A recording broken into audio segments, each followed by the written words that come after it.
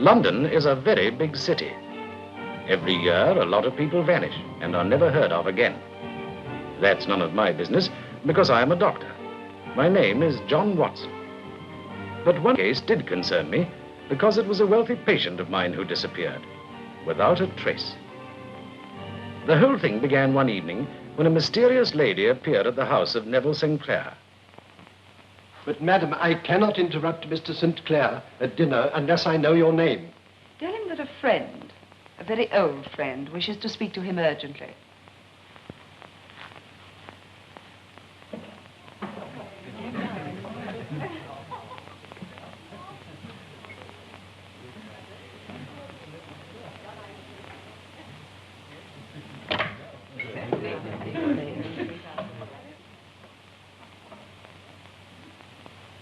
You wish to speak to me, madam? Yes, Neville. Doreen, I thought I told you never to come to my house. But Losato has sent for you. Losato? Tell him it's impossible for me to come now. I've done enough already. Besides, I've got guests. How can I possibly leave now? I was told to bring you. You know the consequences if you don't obey Losato's orders.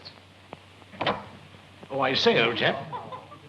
Oh, sorry, I didn't mean to intrude. That's quite all right, Dr. Watson.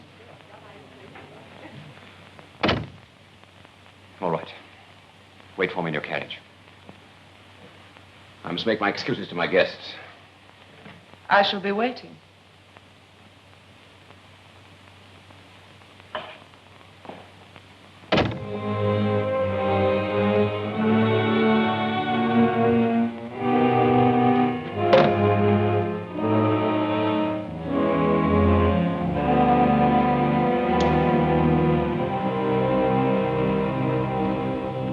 And so, Mr. Holmes, you can see from what I've told you how desperately I need your help.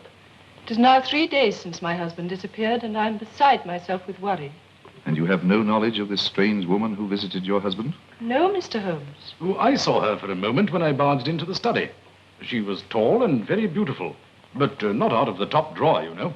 It is not my wish to probe into your private affairs or other intimate matters between you and your husband, but unless you are prepared to be perfectly frank on such matters, I can be of no help to you. Mr. Holmes, it's not what you imply. My husband and I are devoted to each other. He wouldn't have an affair with another woman. I did not say that, madam. But Holmes, what else could you have meant? Mrs. Sinclair, is it not true that your husband has forbidden you to visit him at his office? Is it not true that you know nothing of his business associates, his occupation, or how he spends his time each day in the city? Yes. Yes, Mr. Holmes. I was ashamed to tell you. But how did you know? It was a matter of simple deduction, madam. Surely any woman whose husband has disappeared would go at once to his office and speak to his business associates in an endeavor to learn of his whereabouts. Since you have no such knowledge, it is obvious that you do not know where your husband's office is, nor do you know who his associates are. The only explanation is that your husband not only has failed to tell you of his affairs, but has, moreover, forbidden you to learn of them. Why? I don't know. But, Mr. Holmes, I did go to his office. You did? And yet you concede that my deduction was correct? This is not reasonable, madam. Today I went to the office address, and I found there's no such place. Possibly you went there at the wrong time. However, I feel that if we go there at once, we may find an answer to the mystery of the office that exists but is not there.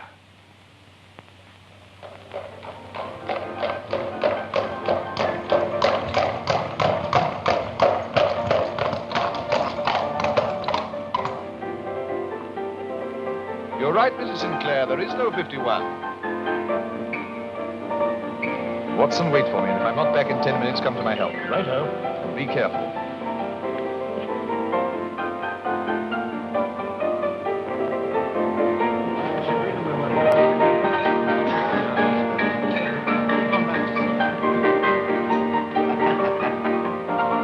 Brandy. I am seeking a friend of mine, Mr. Sinclair, Mr. Neville Sinclair. Never heard of him. Or his letters? Look, mister, we don't ask questions here. It ain't healthy.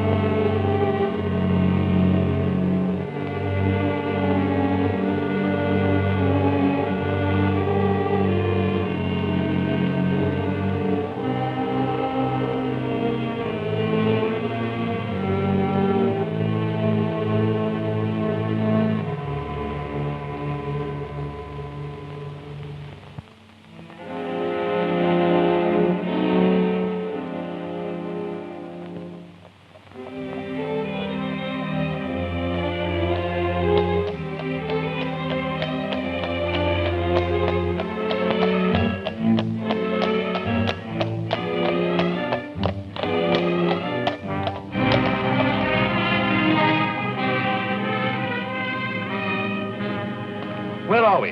Redmead Lane by the river.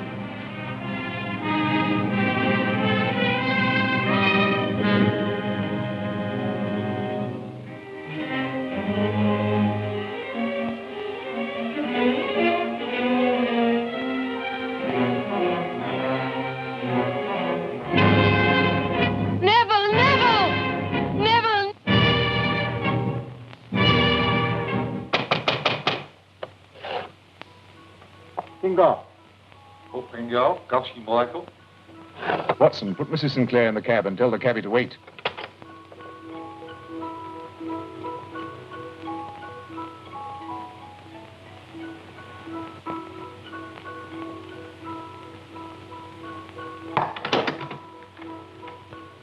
Heavens, Holmes,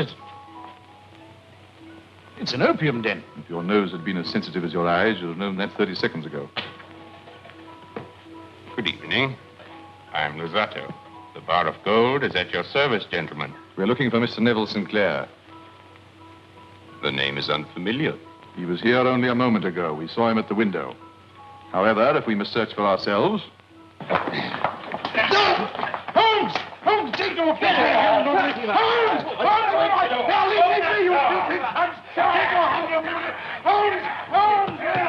Holmes, take your Holmes! Cabby, the police station, and drive like blazes.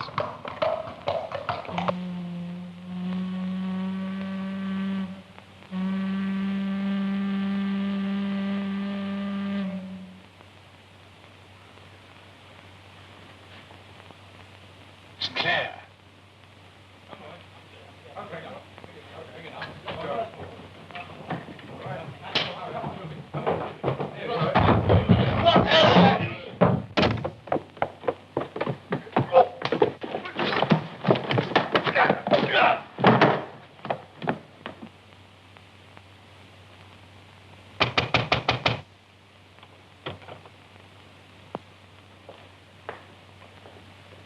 Good evening, Inspector. Is this another one of your courtesy visits? No, Luzzatto. This time it isn't a raid. I'll deal with your opium side later. At the moment, we're more interested in your upstairs room. You realize, of course, Inspector, that you cannot make a search without a written statement from your station. In any case, I don't think you will find anything up there that could be of any possible interest to you. I saw Sinclair, now he's gone. Inspector, I suggest your men search the house. Certainly, Mr. Holmes. I object to this intrusion. All right, I heard you. I warn you. I don't think you quite realize the seriousness of what you're doing. You've been pretty clever up to now, Luzzatto. One of these days you'll go too far. My dear Inspector, I know perfectly well what my position in relation to the law is. You'll observe, Inspector, traces of blood on the windowsill, human blood. There are also several drops on the floor, which would appear to be quite fresh. And these garments are, I'm afraid, clothes belonging to the missing person, which no doubt Mrs. Sinclair will identify. Inspector, would you be kind enough to arrange for one of your men to escort Mrs. Sinclair back home? Certainly, Mr. Holmes. Wilson? Wilson will see you home, Mrs. Sinclair.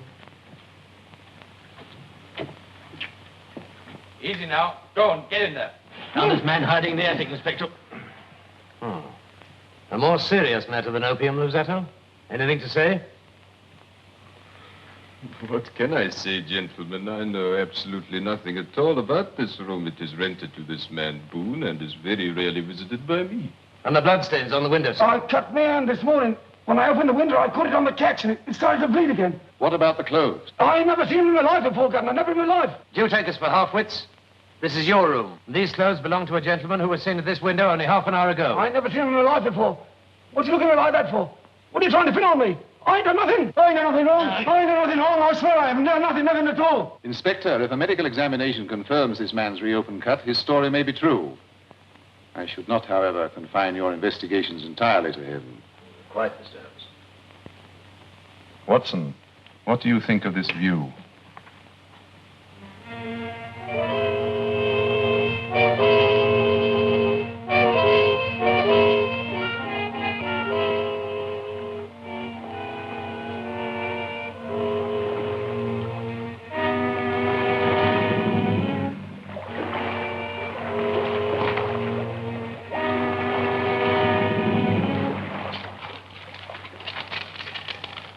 Sinclair's coat. It's very heavy. I say, Holmes, it's stuffed with coppers. And then it is murder.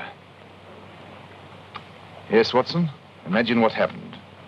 While Boone has thrust the body through the window, suddenly he hears the police downstairs. He seizes his victim's coat, then realizes that it will float and give him away. So he stuffs the pockets full of coins and throws it into the river. And would have done the same with the rest of the clothes but for our arrival. Excellent deduction. Now we have no choice but to look into the past of your friend Neville Sinclair. But what's the next move? Supper. Excuse us for interrupting at such a late hour, Mrs. Sinclair, but it is essential for me to continue my investigations into our husband's private papers and documents. I quite understand, Mr. Holmes. I've unlocked his desk. You and Dr. Watson will, of course, be staying with us tonight. Thank you, Mrs. Sinclair. Mr. Holmes. Mr. Holmes, in your heart of hearts, do you think Neville is alive? Kate, my dear. You mean That your husband is dead? Yes. murdered? I still feel he's alive. Yes, I know, but Neville and I had a mental affinity, and if he was ever in pain or danger, I would feel it even though away from him. Some weeks ago, he had an accident in the garden, and I knew before he cried out. Even before we were married, if he was ill, I would go to him, knowing full well something had happened. I can quote dozens of occasions when Neville has been sick or hurt or worried. And each time I have known without a word or a message.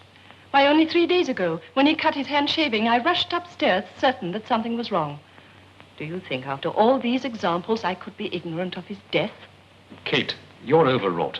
You must take a sedative and go to bed. Mr. Holmes, is there any hope? Yes. Yes, perhaps Neville is alive. Good night.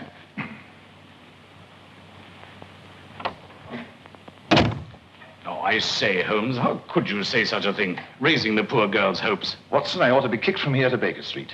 I hold the key to the mystery. The key? Where? In the bathroom. Bathroom? Yes, look for it before you go to bed. Good night.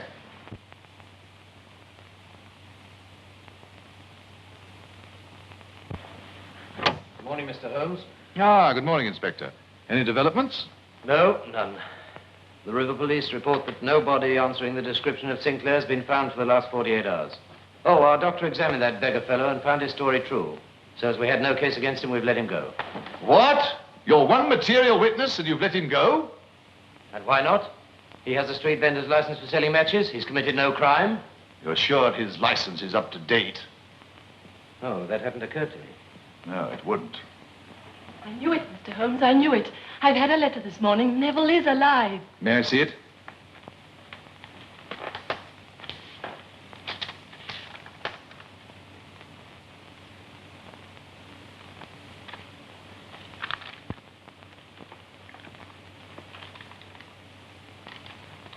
Your correspondent, Mrs. Sinclair, is feminine.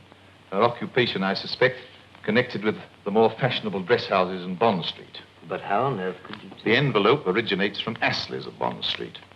The watermark is quite discernible. The sloping characteristics of the writing, despite the efforts at disguise, clearly indicate the sex, whilst few men liberally perfume themselves with Marcy's Quelquefleur. You will also observe that the back of the letters indicate that they've been cut out of a woman's fashion magazine. Well, that's most extraordinary, Mr. Holmes. On the contrary, my dear fellow, it is precisely what I expected. By the way, Inspector, what is the penalty for burglary? Why, imprisonment, of course. Really? Good day, Inspector.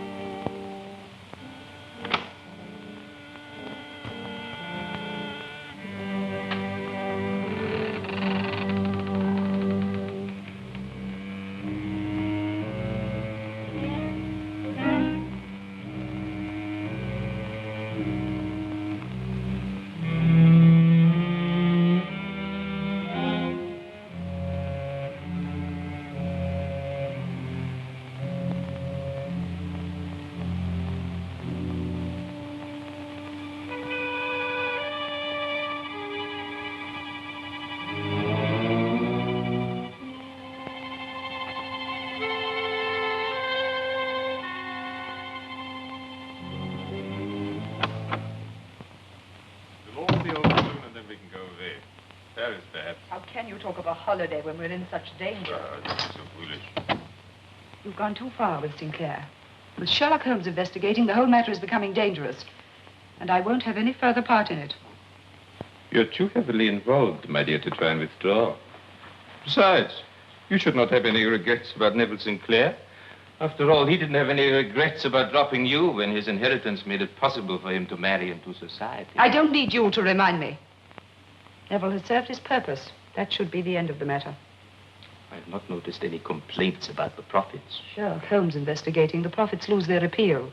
The risk is too high. My dear Doreen, Holmes is still searching for Sinclair's body. Why can't you stop that yapping dog before I strangle it?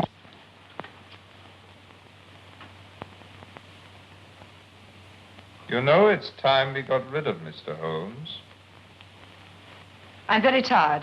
I'll meet you tomorrow. But my dear... I said I was tired.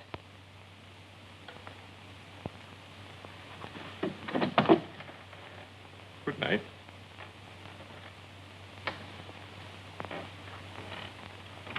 Well? I am on your trail. Tell me, why did you send that mysterious letter to Mrs. Sinclair? Letter? Oh, come, madam. If you wanted to disguise your identity, you should not have cut out words from a fashion magazine. You should have used some other trade paper and a less exclusive perfume. Not that it would have deceived me in the end.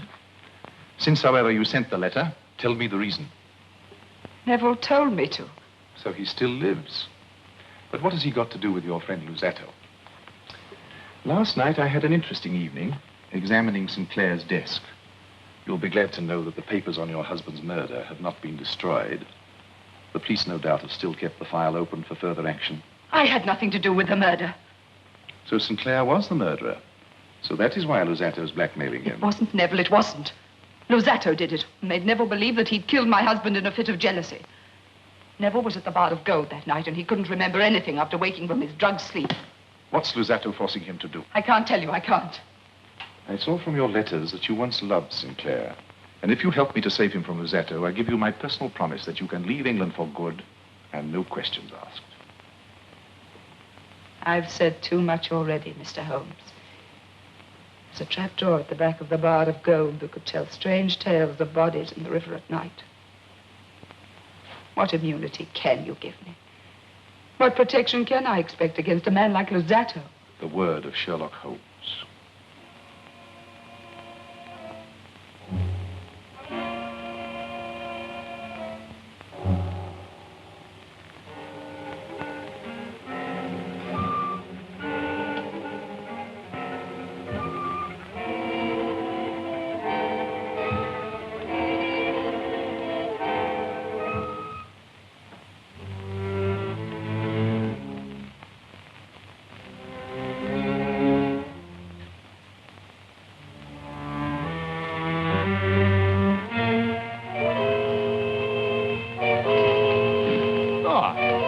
Today, my dear Watson.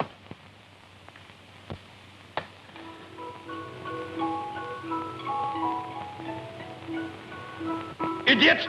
This is not Sherlock Holmes. We seem to have made a little mistake, Dr. Watson. Paper and pencil. What are you up to?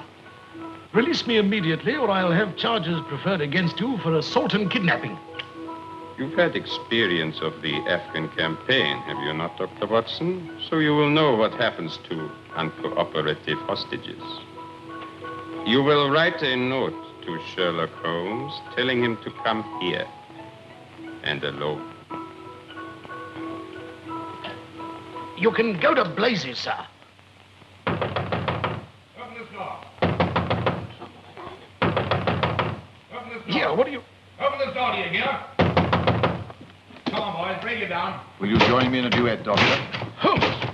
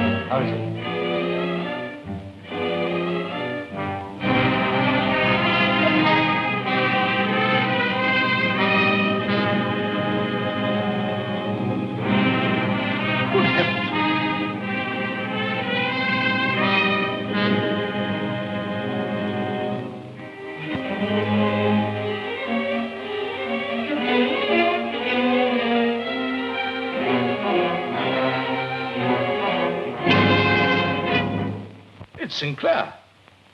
Yes, my dear Watson. The man with the twisted lip.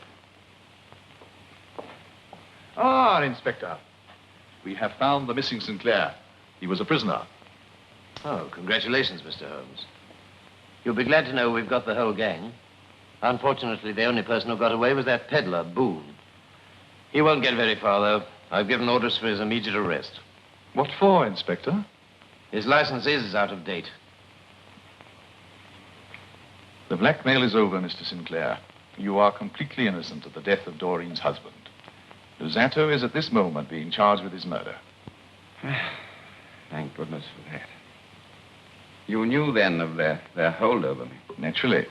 I know also that they compelled you to act as a dope peddler and used your ability at disguise, knowing that no one would suspect a dirty street beggar.